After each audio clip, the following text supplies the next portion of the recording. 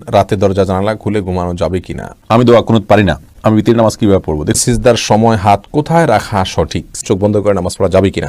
গোসলের আগে উজু করলে গোসলের সময় লজ্জাস্থানে হাত লাগে বা পরিষ্কার করার জন্য হাত লাগে, তাহলে কি গোসল শেষে আবার উজু করতে হবে? খাবারের আগে বিসমিল্লাহ বলবো নাকি বিসমিল্লাহির রহমানির রহিম বলবো? নামাজের সময় কোনো মহিলার হিজাব পরিহিতা অবস্থায় রুকু বা সিজদার সময় হাতের কাপড় সরে যায়, মাথার কাপড় দিক থেকে চুল বের হয়ে যায়, তাহলে নামাজ হবে কিনা? আমার রাত 2টায় স্বপ্নদোষ হলে কি সাথে সাথে গোসল করতে হবে নাকি সকালে উঠে ফরজ নামাজ পড়লেই হবে? টি শার্ট পরে নামাজ হবে কিনা? হুজুর, সংসারে অভাব থাকলে করণীয় কি? সুন্নাহ সম্মতভাবে অজু করে গোসল করলে নামাজ পড়ার জন্য কি আবার অজু করতে হবে? ইমরান এলাইস আপনি আইডি থেকে জানতে চেয়েছেন, আমার রাত 2টায় স্বপ্নদোষ হলে কি সাথে সাথে গোসল করতে হবে নাকি সকালে উঠে ফরজ নামাজ পড়লেই হবে? আপনি ফজরের আগে গোসল করলেই চলবে, সাথে সাথে উঠে করতে হবে এমন কোনো বাধ্যবাধকতা নেই। তবে সম্ভব হলে সাথে সাথে করে ফেলতে পারলে ভালো, কারণ অপবিত্র অবস্থায় বেশি সময় থাকা ভালো নয়। এক মসজিদে টাকা দেওয়ার নিয়ত করে অন্য মসজিদে দেওয়া যাবে কিনা? এরপরে এসে মামুন জানতে চেয়েছেন, ইমাম শেষ বৈঠকে থাকার সময় যদি কোনো মুসল্লির অজু ভেঙে যায়, এর বিধান কি? সুন্নাহ সম্মতভাবে অজু করে গোসল করলে নামাজ পড়ার জন্য কি আবার অজু করতে হবে? কোরআন হাদিসের আলোকে উত্তর চাই। সুন্নাহ সম্মতভাবে যদি একবার অজু করা হয়, অজু করার পর যদি গোসল করা হয়, তাহলে সেক্ষেত্রে নামাজ পড়ার জন্য আর আলাদা অজু করার দরকার না, যদি অজু থাকে। কারণ সুন্নাহ সম্মত গোসলের জন্য তো শুরুতে অজু করতেই হচ্ছে, যার কারণে ওইটাই যথেষ্ট হয়ে যাবে। রুকু থেকে সোজা হয়ে দাঁড়িয়ে রব্বানা আলাকাল হামদ বলবো নাকি রব্বানা ওয়ালাকাল হামদ বলবো? এরপরে প্রশ্ন করেছেন তাহমিনা আখন্দ, এক মসজিদে টাকা দেওয়ার নিয়ত করে অন্য মসজিদে দেওয়া যাবে কিনা? যাবে, যদি অন্য মসজিদে এর চেয়ে বেশি প্রয়োজন মনে হয় তাহলে নিয়ত পরিবর্তন করা যায়, অসুবিধা নেই। মোহাম্মদ আশরাফুল খান প্রশ্ন করেছেন, ইমাম শেষ বৈঠকে থাকার সময় যদি কোনো মুসল্লির অজু ভেঙে যায়, এর বিধান কি? ভাই মোহাম্মদ আশরাফুল খান, ইমাম শেষ বৈঠকে থাকার সময় যদি আপনার অজু ভেঙে যায়, এখন যদি ইমাম সালাম ফিরাননি, তাহলে সেক্ষেত্রে আপনি ওই অবস্থায় সালাত ছেড়ে চলে যাবেন। যে আপনি অজু করবেন, অজু করে ফিরে এসে বসে দুরুদ বা আত্তাহিয়াতু পড়ার যদি কোনো অংশ বাকি থেকে থাকে আপনার, তাহলে সেটা পরিপূর্ণ করে এরপর সালাম ফিরাবেন একাকি। ততক্ষণ ইমাম তো সালাম ফিরিয়ে ফেলবেন, আপনি বসে একাকি সালাম ফিরিয়ে ফেলবেন, তাতে আপনার সালাত হয়ে যাবে ইনশাআল্লাহ বিইذনিল্লাহ। মঞ্জুরা পারভিন আপনি প্রশ্ন করেছেন, রুকু থেকে সোজা হয়ে দাঁড়িয়ে রব্বানা আলাকাল হামদ বলবো নাকি রব্বানা ওয়ালাকাল হামদ বলবো? দুইটাই বিশুদ্ধ হাদিস দ্বারা প্রমাণিত, বরং কোনো কোনো বর্ণায় আল্লাহুম্মা রব্বানা আলাকাল হামদ, আল্লাহুম্মা রব্বানা ওয়ালাকাল হামদ এরকমও আছে, যার কারণে আপনি যে কোনোটা পড়েন তাতে আপনার সালাত আদায় হয়ে যাবে, সুন্নাহ আদায় হয়ে যাবে, যেহেতু সবগুলোই হাদিস দ্বারা প্রমাণিত। আর কাসরাতুল মাবানি তাদুল্লু আলা কাসরাতুল মাআনি, এই মূলনীতির আলোকে আপনি রব্বানা ওয়ালাকাল হামদ যদি পড়েন অথবা আল্লাহুম্মা রব্বানা ওয়ালাকাল হামদ যদি পড়েন, তাহলে সেটা বেশি ভালো। শিবলি নোমান জানতেছেন, টিকটিকি ও মাকড়সা মারা কি গুনাহের কাজ?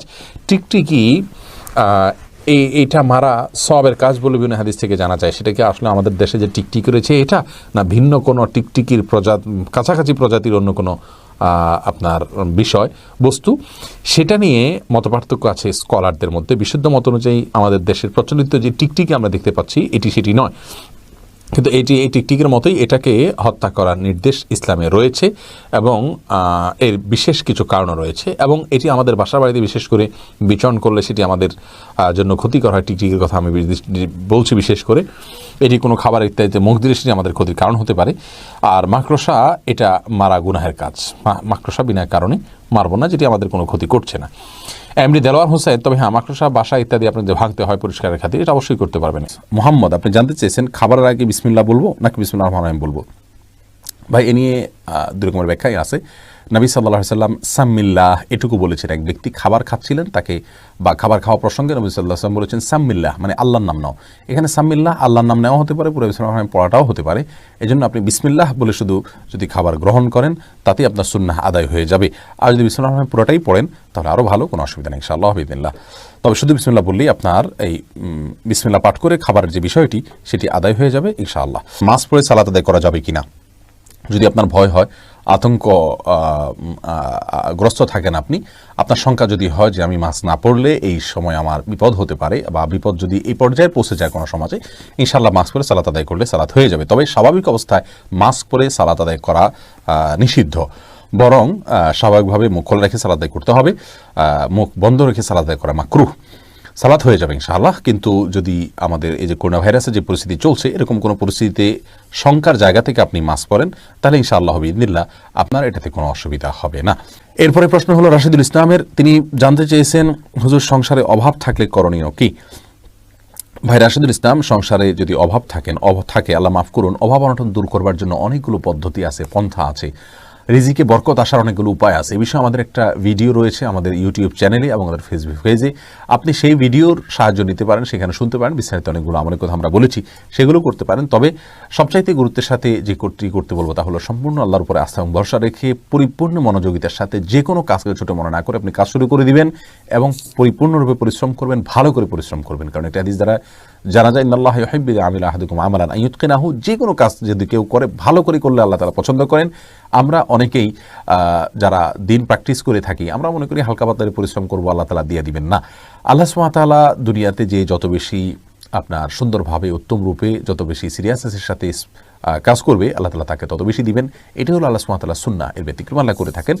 কিন্তু আমাদেরকে সুন্নাহ, আল্লাহ সুবহানাহু ওয়া তাআলার যে সাধারণ নিয়ম আছে সেটাকে ফলো করে চলতে হবে। এটা খুব বেশি পরিশ্রম করতে হবে, ভালো করে হালাল উপার্জনের জন্য আল্লাহ তাআলা বারাকা দিবেন ইনশাআল্লাহ বিইذনিল্লাহ। আর এর মাধ্যমে এর বাইরে হালাল উপার্জন বৃদ্ধি পাওয়ার জন্য সিলা রহমি করা বা আত্মীয়তার সম্পর্ককে রক্ষা করা, এটা গুরুত্বপূর্ণ আমল। নবী সাল্লাল্লাহু আলাইহি ওয়াসাল্লাম বলেছেন, বুখারীতে বর্ণিত হয়েছে, মান সাররাহু আন ইউবসাতা লাহু ফি রিজকিহি আও ইউনসা লাহু ফি আথারিহি ফালিয়াসিল রাহিমাহু, যদি কেউ চায় তার রিজিক বাড়িয়ে দেওয়া হোক, তার হায়াত বাড়িয়ে দেওয়া হোক, তাহলে সেই জন্য আত্মীয়তার সম্পর্ককে বিল্ড আপ করে, মজবুত করে।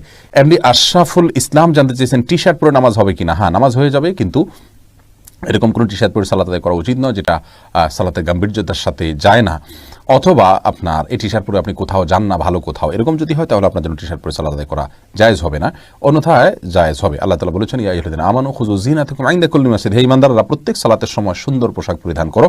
অতএব আপনি যে পোশাকটা আপনার কাছে সুন্দর, সম্ভ্রান্ত জায়গায় আপনি যান সাধারণত, বা সাধারণ পোশাক নয়, অপমানজনক পোশাক নয়, বা আপনার শোয়ার পোশাক নয়, বা এটা পরে আপনি কোথাও যেতে চান না, এরকম পোশাক যদি না হয় তাহলে সেক্ষেত্রে আপনার সালাত হয়ে যাবে, টি শার্টেও কোনো অসুবিধা নেই।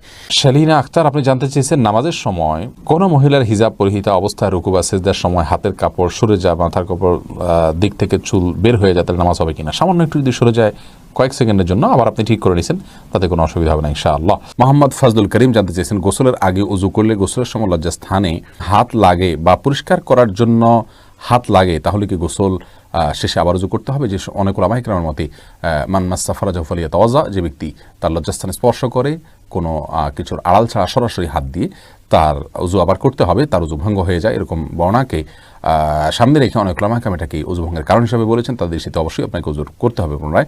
তবে আমাদের উলামায়ে কেরাম বা উলামায়ে আহনাফ এটাকে উযু ভঙ্গের কারণ হিসাবে গণ্য করেন না, এবং তারা এর বিপরীতে বিভিন্ন হাদিসকে দাঁড় করানো এবং বিভিন্ন জবাব দিয়ে থাকেন। তাদের মতে আপনার উযু ভঙ্গ হবে না। মন্ডল জানতে চেয়েছেন, চোখ বন্ধ করে নামাজ পড়া যাবে কিনা। যাবে, কিন্তু মাকরুহ। মাঝে মধ্যে আপনার ইয়ের জন্য, মনোযোগ সৃষ্টি করার জন্য করতে পারেন। সুজন মাহমুদ জানতে চেয়েছেন, সিজদার সময় হাত কোথায় রাখা সঠিক? সিজদার সময় আপনি হাতকে উরু থেকে, আপনার ইয়ে থেকে, আপনার পায়ের যে গিরাটা, সেখান থেকে আপনি অন্তত এক হাত বা তারও একটু বেশি নেবেন, যাতে করে স্বাভাবিকভাবে আপনি হাত রাখতে পারেন এবং আপনার পেটের নিচ দিয়ে একটা ছোটো বাচ্চা আসা যাওয়া করার মতো, অর্থাৎ ছাগলের বাচ্চা টাচ্চা অথবা এই জাতীয় কোনো ছোটো বাচ্চা টাচ্চা আসা যাওয়ার মতো জায়গা থাকে, এরকম দূরে রাখবেন। একদম কাছেও থাকবেন না জড়সড়ভাবে, আবার অতি দূরেও যাবেন না। আর দুই হাতের মাঝামাঝি আপনি মাথা রাখবেন। নাদিম, আপনি জানতে চাইছেন, আমি দোয়া কুনুত পারি না, আমি বিতির নামাজ কীভাবে পড়বো? দেখুন, দোয়া কুনুত যদি আপনি না পারেন, দোয়া কুনুত বলতে নির্দিষ্ট যে দোয়া আল্লাহুম্মা ইন্না নাস্তাঈনুকা এটা নয়, অন্য যে কোনো দোয়া আপনি ওই জায়গা পড়লে ইনশাআল্লাহ আপনার সালাত আদায় হয়ে যাবে। তবে নবী সাল্লাল্লাহু আলাইহি ওয়াসাল্লাম কুনুত যেগুলো পড়তেন ভিতরে, তার কোনো একটা আপনাকে মুখস্থ করে চেষ্টা করতে হবে, এবং এটা কয়েকদিনের জন্য আপনি অন্য দোয়া পড়ে সালাত শেষ করতে পারবেন। যে কে তুলি, আপনি প্রশ্ন করেছেন, রাতে দরজা জানালা খুলে ঘুমানো যাবে কিনা। সরাসরি কোরআন হাদিসে নিষেধ আছে বলে আমার জানা নেই, তবে হ্যাঁ, দরজা বন্ধ করতে বলা আছে।